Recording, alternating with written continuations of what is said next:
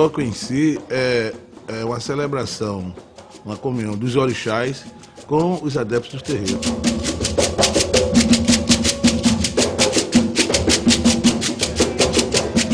A relação dos fiéis com os orixás é uma relação de filiação. Nós somos filhos dos orixás.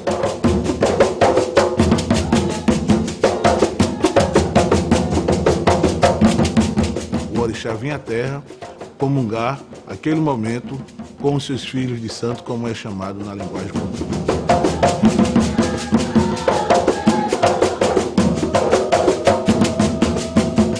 Incorporar um orixá significa que a gente apaga a nossa personalidade, inclusive, para que o orixá tome o nosso corpo e haja através do nosso corpo. Quando há o toque dos orixás, aí as pessoas entram em transe, os seus orixás se incorporam nas pessoas e dançam naquela comunidade.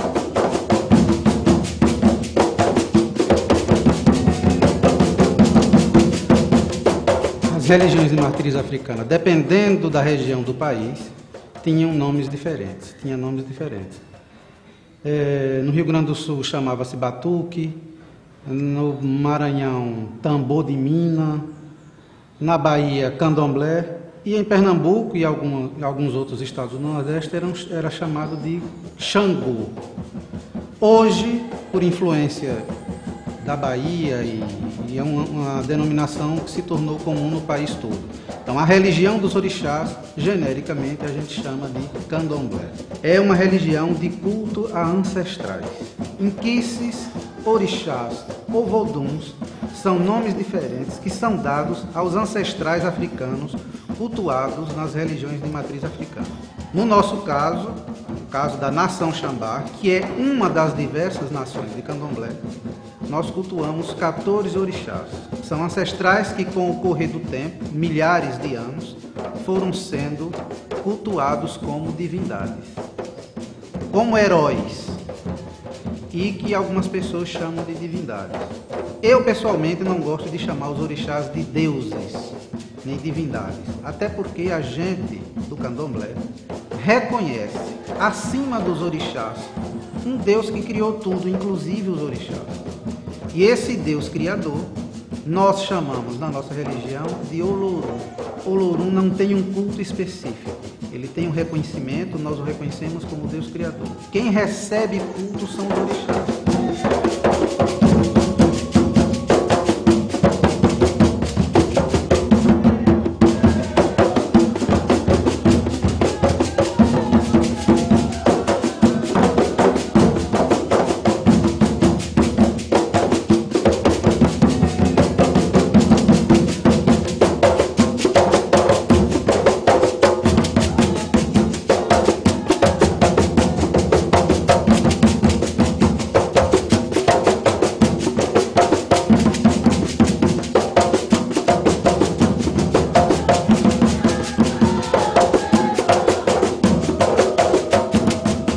Tem um salão, onde é feita a solenidade, as danças, a ritualidade.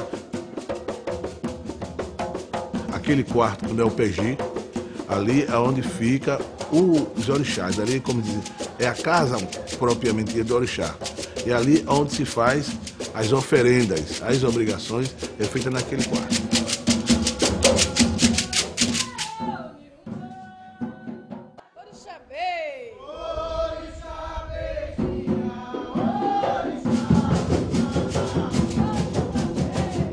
Originalmente na África, os cultuadores dos orixás, que eram seus ancestrais,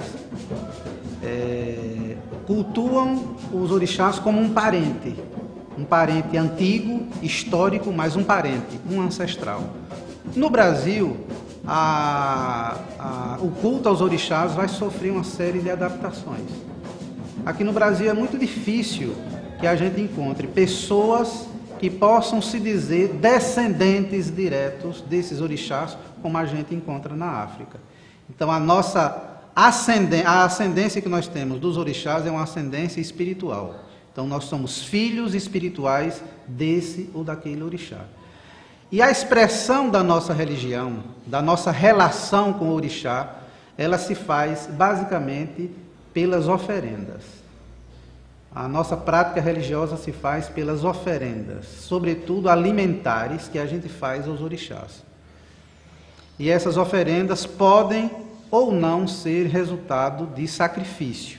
Normalmente sim, mas nem tudo que se oferece aos orixás é resultado de sacrifício animal, embora o sacrifício animal seja essencial. Esses animais sacrificados podem ser bois, carneiros, bodes, galinhas, galos, pombos, uma variedade muito grande de animais, de acordo com a preferência de cada orixá. E esse culto, através de oferendas, é complementado com uma festa, dada uma obrigação, sobretudo uma obrigação grande, de grande porte, com grande número de animais, faz-se uma festa que a gente chama de toque. O toque é a festa pública, é quando o terreiro abre suas portas para os visitantes que podem participar, podem assistir à festa, que se desenvolve cantando e dançando para todos os orixás, de Exu até Orixalá. Nós somos e nos sentimos como filhos dos orixás. E os orixás são os nossos guias, são os orixás que norteiam nossa vida. Nossa vida é pautada pelo orixá.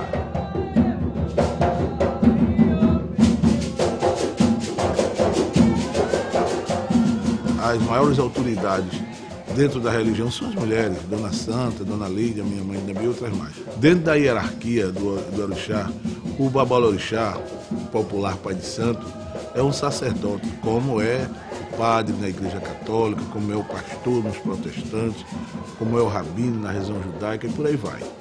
E aí, depois do pai de santo, também tem a mãe de santo. Eles dois, homem e mulher, são a maior hierarquia de uma casa. Só está abaixo dos orixás. Depois vem chamados padrinhos, que também é uma madrinha e um padrinho. E esses também são os que auxiliam o babalorixá e a olorixá na ritualidade do candomblé. A pessoa logo quando entra, ele é chamado de iniciado, ele começa. As pessoas começam primeiro dando as obrigações simples, até quando vê a feitura de orixá. É aquela parte que ela entra no quarto, faz o seu aburi, sai debaixo do alá, do seu orixá. Daí ela passa a ser chamada naquela casa como pessoa que fez o santo. Agora, cada pessoa daquela ali veste com a cor do seu orixá. As pessoas que vestem amarelo é porque é filha de Oxum. As pessoas que vestem cor de rosa é porque é filha de Yansan. As pessoas que vestem azul é filha de Iemanjá.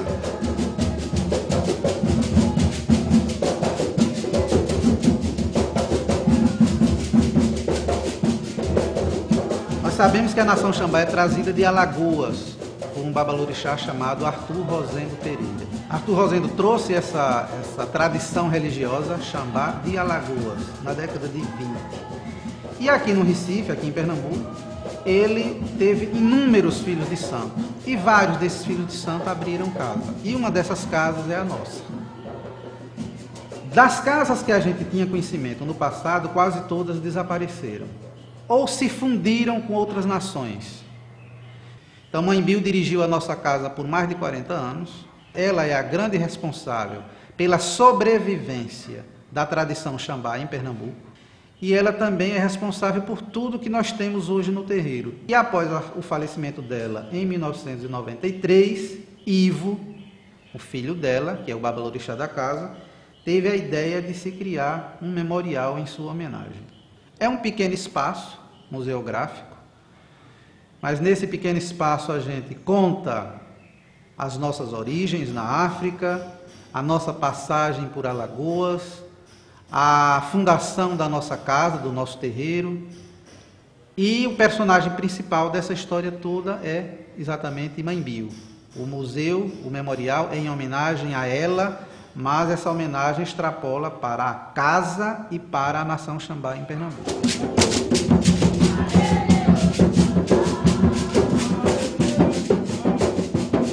A religião significa também você socializar.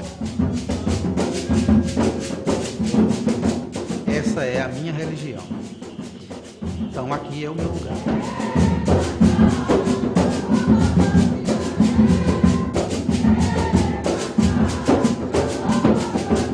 Obrigado.